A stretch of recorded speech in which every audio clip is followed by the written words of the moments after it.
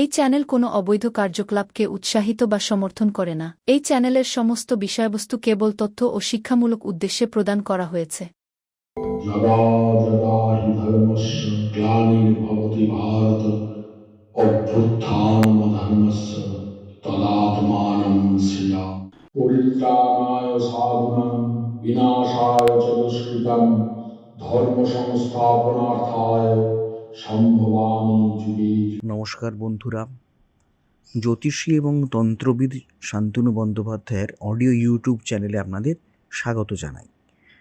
এখানে শ্রী শান্তনু বন্দ্যোপাধ্যায়ের বহুল প্রচারিত জ্যোতিষ টোটকা এবং ফলাফল আপনাদের সুবিধার জন্য তুলে দেওয়া হলো।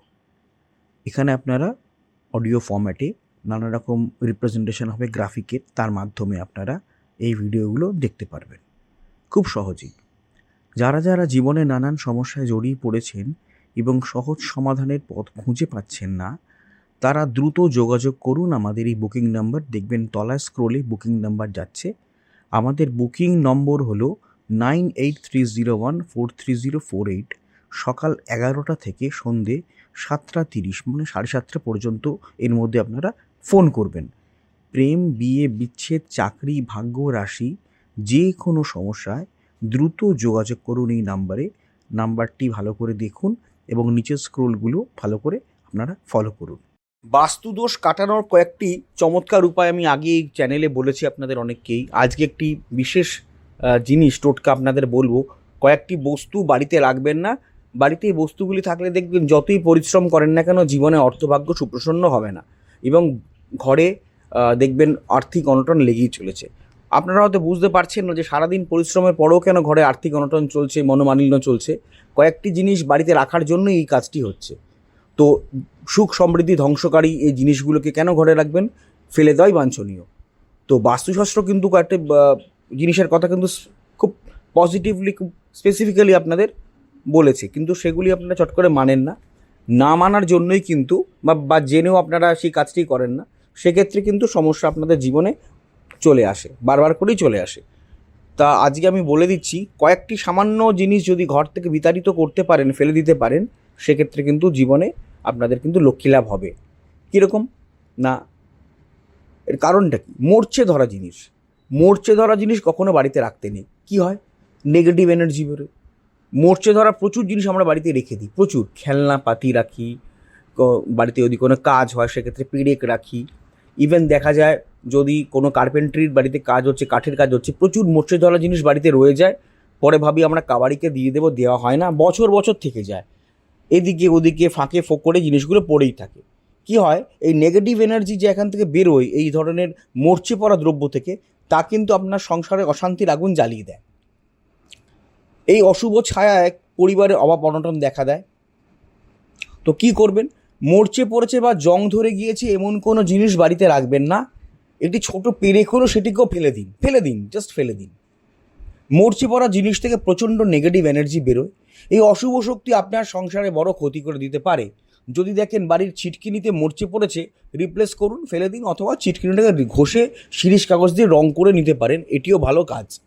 অনেক সময় দেখা যায় মরচে তোলা জিনিস ফেলা যায় না, কোনো লোহার টেবিল আছে যেটি প্রয়োজনে লাগে, লোহার কোনো চেয়ার আছে প্রয়োজনে লাগে, তাহলে সেটিকে অনায়াসে আপনারা রং করে নিন, নতুন করে রং করে নিন, অনেক ভালো কাজ দেবে। অ্যাটলিস্ট নেগেটিভ এনার্জি এখান থেকে বেরোবে না। জং ধরা তালা, চাবি বা যে কোনো লোহার জিনিস এখনই বাড়ি থেকে সরিয়ে ফেলুন, না হলে কিন্তু মঙ্গল গ্রহের অশুভ প্রভাব আপনাদের জীবনে তার অশুভ প্রভাব বিস্তার করবে। দ্বিতীয় কি না, ছাদে আবর্জনা। সবচাইতে অদ্ভুত কাজ যেটা আমাদের বাঙালি এনভায়রনমেন্টে দেখা যায়, ছাদের মধ্যে অনেকে অপ্রয়োজনীয় জিনিস রেখে দেন। ভাঙা সাইকেল, পুরনো টেলিভিশন বা মরচে ধরা জিনিসপত্র, বাড়ির কোনো পুরনো লোহার বাসন যা ব্যবহার হয় না, ঘর সুন্দর করে থাকার দরকার আছে, ঘরে রাখছেন না, ছাদে ফেলে রেখে দিয়েছেন, পরে ফেলে দেবেন এইভাবে। বা ঠিক আছে আছে পুরনো জিনিস ছিল থাক, দরকার পড়লে লাগতে পারে, তখন কোথায় পাবো, এই ধরনের সাইকোলজি থেকে ছাদের মধ্যে জিনিস আপনারা রেখে দেন। তো অনেক সময় কী হয়, বাড়ির ভেতরটা পরিষ্কার পরিচ্ছন্ন রাখলেও অনেক অপ্রয়োজনীয় জিনিস ছাদে জড়ো করে রাখা হয়। বাস্তু বলছে এই অভ্যেস মোটেও ভালো নয়। ছাদের ওপর আবর্জনা জমিয়ে রাখার অভ্যেস অত্যন্ত খারাপ।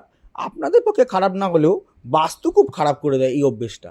আর বাস্তু যখনই খারাপ হয় তখনই জীবনে সমস্যা নেমে আসে, আর্থিক অনটনের ছায়া প্রকট হয়ে ওঠে, সংসারের মধ্যে অশান্তি লেগেই থাকে, মনোমালিন্য হয়, পরিবারের একে অপরের সাথে সম্পর্ক অত্যন্ত অবনতি ঘটে এবং তলানিতে চলে যায়।